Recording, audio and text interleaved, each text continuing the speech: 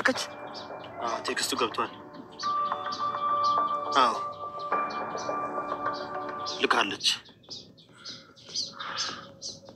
በቃ እንግዲህ ተዘጋጅ ወገን ተዘጋጅ ራስን አዘጋጅ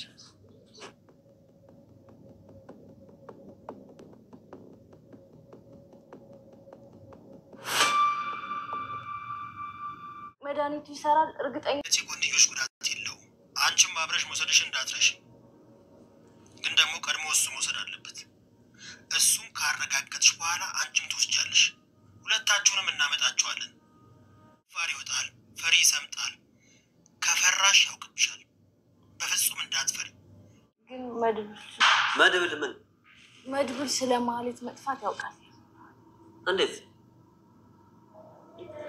ቋንጭ እንደማያውቅ በመናውጭ ነግሮኛል የት አግኝተሽ ለምን አግኝተሽ እንዴት ወይንም ጉዴ ላንቺ ሊነግርሽ ይችላል አጋጣሚ እኮ አግኝቼው ነው አልነገርሽም በቃ ምግብ ቀርቦ ከመናወራ ስንጨርስ ሁሉንም እናወራለን በቃ እናንተ ችግር እንደጫጩት መፈልፈል አያስጠላችሁ ማለት እኔ በስማ እንደዛ ፎክራችሁ ሄዳችሁ እንደ ጉም ተበተናችሁ ተመጣላችሁ ወነርስ ያለበር ነው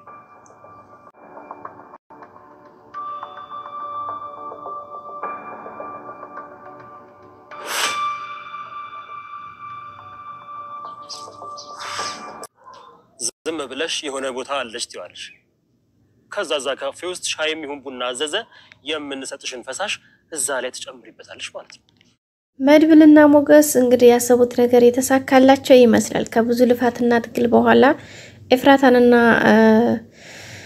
ማህሌትን ተጠቅመው እንግዲህ የመጨረሻ ዲል ያሉትን የዝናን እጃቸው የማስገባት ስራ የመጨረሻው ደረጃ ላይ ደርሰዋል እውነት ይሳካላቸው ይሆን ይሳካላቸዋል ብለን ተስፋ እናደርጋለን በተለይ መድብል እንግዲህ ወደዚህ ከመጣ በኋላ ብዙ ነገሮችን በትይንት ያሳየን ይገኛል ከዛም እንግዲህ የመጀመሪያው ዝናን በዝርር በመጣል ዝና መድብል ይታወቃልና እንግዲህ የመጨረሻ ያለውን ዝናን እንዴት አድርጎ በእጁ ማስገባት እንዳለበት የራሱን እቅድና ፕላን ዘይዶ ዘዴና ፕላን አመቻችቶ እንግዲህ ብዙ ነገሮችን ብዙ ስቴፖችን አልፎ አሁን እዚህ ደርሷል የመጀመሪያ ማህሌትን መያዝ እንዳለበት ቅድ አውጥቶ ነበር ማህሌትን ከጁ ያስገብቷታል በሁለተኛ ደረጃ ደግሞ የመጀመሪያው ማህሌትን ሲይዝ ኤፍራታን እንዴት መነጠል እንዳለበት በራሱ ሙድ ነጥሎ አስቀምጧታል በሁለተኛ ደረጃ ደግሞ እንግዲህ ኤፍራታን እንዴት አድርጎ መያዝ እንዳለበት ኤፍራታን በእጁ አስገብቷታል ሁለተኛ አሁን የቀረው ሶስተኛውና ዋናው ትልቁ የዝና ጉዳይ ነው የዝናም ጉዳይ ብዙ ፕሮሰሶች ተሄደውበታል እንግዲህ ኤፍራታም ለገንዘብ ያላት ነገር በጣም እስከ ጥግ ነው ህይወቷን ብታጣም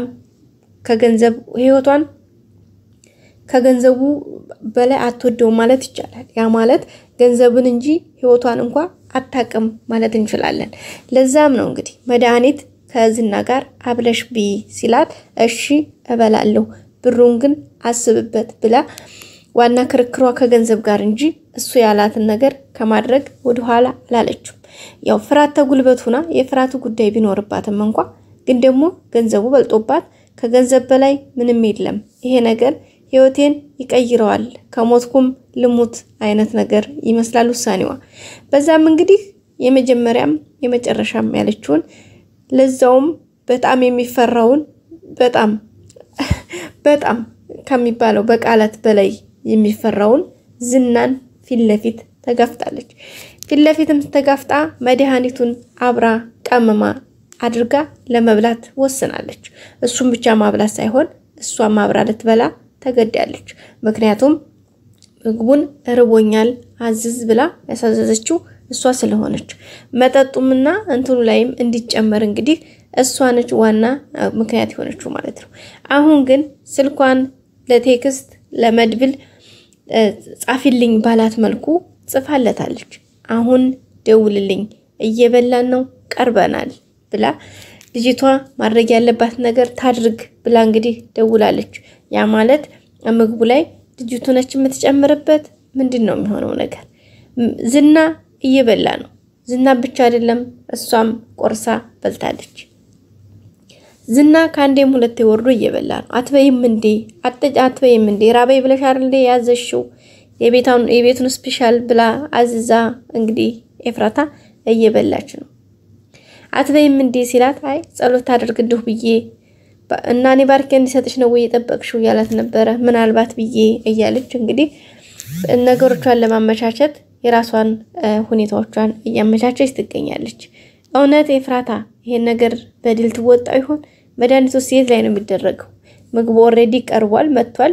ምግቡ እዚህ ጋር እሱ እንትና ማነው ዝና ቢመረዝ ምግብ ቤቱ ነው ተጠያቂው። ምግብ ቤቱ ደግሞ ምንም እዚህ ውስጥ ንጹህ ምግብ ነው ያቀረበው። ስለዚህ ኤፍራታ ደግሞ እጇ ላይ ምንም አይነት መድኃኒት እያየን አይደለም። መድኃኒት ፍትይዝም እንኳን እንዴት አድርጋ ነው ልታደርገው የምትችለው? ምክንያቱም ምግቡ ቀርቦ ኦሬዲ እየበሉ እየጠጡ ነው ያለው። ኤፍራታ እዚህ ጋር ከተነቀባት የመጨረሻ ህይወቷ እዚሁ ጋር ነው የሚቆመው። አንደኛ ከነመድብል ጋር የተደዋወለችበት ስልኳ አለ ቴክስቱ ሳይቀር። ሁለተኛ ደግሞ በዚህ ልክ ስለሸወደችው ዝና ደግሞ ታቁታላችሁ። በዛ ላይ እየጠረጠረ እየፈራ ነበር። መድብል እኮ ማህሌት ያለችበትን ሁኔታ ያቃል አለችው ማለት ነው። እንዴት አወቀ? በምን አወቀ? ላንቺስ እንዴት ነገረሽ? እንዴትስ ጠየቅሽው? ብሎ እንግዲህ መስቀለኛ ጥያቄ ጠይቋት ነበር። መስቀለኛ ጥያቄውን ሲጠይቃት እንግዲህ አይ በአጋጣሚ ተገናኝተን ብላ ነው የመለሰችው። በአጋጣሚ ተገናኝታችሁ እና ምን አላት? ምን አለሽ ስትዩ አይ እሱም ብቻ አይደለም ሌላም ነገር ብሎኛል። እህሳ ያለኝማ መጀመሪያ ምግቡን እንብላና ምግቡን ከበላን በኋላ እናወራለን ነው ያለችው ማለት ነው ኤፍራታ። እንግዲህ እናንተ ሰዎች እንግዲህ እንደ ጫጩት ነገር መፈልፈል አይቃታችሁም እንዴ? እናንተ ድድብና የዘራችሁ ነው እንዴ? እያለ እንግዲህ ከፍ ዝቅ እያደረገ እየሰደባት ይገኛል። ከፍ ዝቅ አድርጎ የመሳደቡ ጉዳይ በነገራችን ላይ ለዝና አዲሱ አይደለም። ኤፍራታም ይሄን ያክል የሚደንቃት አይደለም። ኤፍራታም ብቻ ሳትሆን ማህሌትም ብትሆን ምንም አይመስላትም። በዛም እንግዲህ የተነሳ ኤፍራታ በጣም ትልቅ ወጥመድ ውስጥ የገባች ትመስለኛለች። ሞገስም ደግሞ እንግዲህ ምግቡ ቀረበ ዝና በላ ሲባል እጁን ሰቅሰቅ ሰውነቱን ሰብሰብ እያደረገ ይገኛል። እውነት እንግዲህ ይሄን ያክል ደፍሮ መድኃኒት እውነት በልቶት ሰውየው ከወደቀላቸው ከተሳካላቸው እሰየው ነው። መኪና አዘጋጅተው ሁሉን ነገር አስተካክለው እየጠበቁ ነው የሚገኙት። ምናልባትሳ ይሄ ነገር ሳይሳካ ቀርቶ ዝና ወደ ራሱ ከተመለሰ ያ ማለት መድኃኒቱ አልተደረገም በልቶ ፊት ለፊት ቢገናኙ ምን ይፈጠራል? ከዛስ በቀጠለ ደግሞ ምናልባት ይሄ ነገር ትክክለኛ ባይሆንስ በተለይ የኤፍራታ ስልክ ከተያዘ ኤፍራታን ዝና ከነቀባት በጣም ከባድ አደጋ ነው። በጣም ከመላችሁ በላይ ማለት ነው።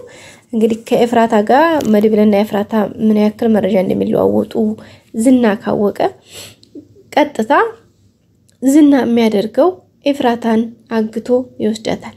በነገራችን ላይ መድብል የተናገራትን ነገር ሳያደርጋት አይቀርም። ስለዚህ እንደሚሳካለት አምናለሁ ማለት ነው። በቀጣይ ክፍል እኛ የምንፈልገው ማለት የሚታየን ይመስለኛል እንግዲህ ዝና በነ መድብልና በነ ሞገስ እጅ ወድቆ ማየት ይሆናል ማለት ነው። ሞገስ እንግዲህ እያለ ነበር እውነት እኔ ዝናን እጁና እግሩን ታስሮ ፊት ለፊት እኔ አየው ይሆን እኔ እንጃ እያለ ነበር። መድብልም እንደዛ ሆነ ብታገኘው አንተ ምን ታደርጋለህ እያለው ነበር። አላቅም ምን እንደማደርግ በቃላት ለመናገር ካንደበት በላይ ነው፣ ግን ያ ከሆነ በጣም ከባድ ነው እያለ ነው ማለት ነው። አዎ ሞገስ የሚጠሉንን ሰዎች የሚፈልጉንን የሚያሳድዱንን ሰዎች እኛም በሚችሉት ልክ ካልመለስንላቸው እኛን እንደ ፍርሃትና እንደ ፈሪዎች እንቆጠራለን። ስለዚህ እንደዚህ አይነት ሰዎችን እስከ ጥግ ድረስ መፋለም ያስፈልጋል። በፍርሃት ከሸሸህማ ወደ ኋላ ካልክማ ለመኖር ከጓጓህማ ያኔ ፈራ ተብለህ ፍራቻ በእንትን ተቆጥሮብህ በጅልነት በሞኝነት ተቆጥሮብህ ሌላ ሰልፋ ትገባለህ። ስለዚህ እስከ ጥግ ድረስ ሰዎችን በተለይ የሚያሳድዱን ሰዎች መጋፈጥ ግድ ነው ብሎ እያለው ነበር መድብል። በሌላ በኩል ሉላና ዳጣ እንግዲህ ደስ የሚል ወሬ እያወሩ ነው። ካሁን ቀደም በእንባ ነበር የተገናኙት። ዳጣም በቤተሰቦቿ ብሶት፣ ሉላም እንግዲህ በታግታ በነበረበት ሰዓት ላይ ነበር በእንባ። ዛሬ ግን በደስታ ዳጣም እየሳቀች ሉላም ደግሞ ፈገግ ብላ እያወሩ ይገኛሉ። ወደ ቤተሰቦቻችን ላይ በማድረግ እስከ ቀጣይ ጠብቁን። ሰላም ቆዩ።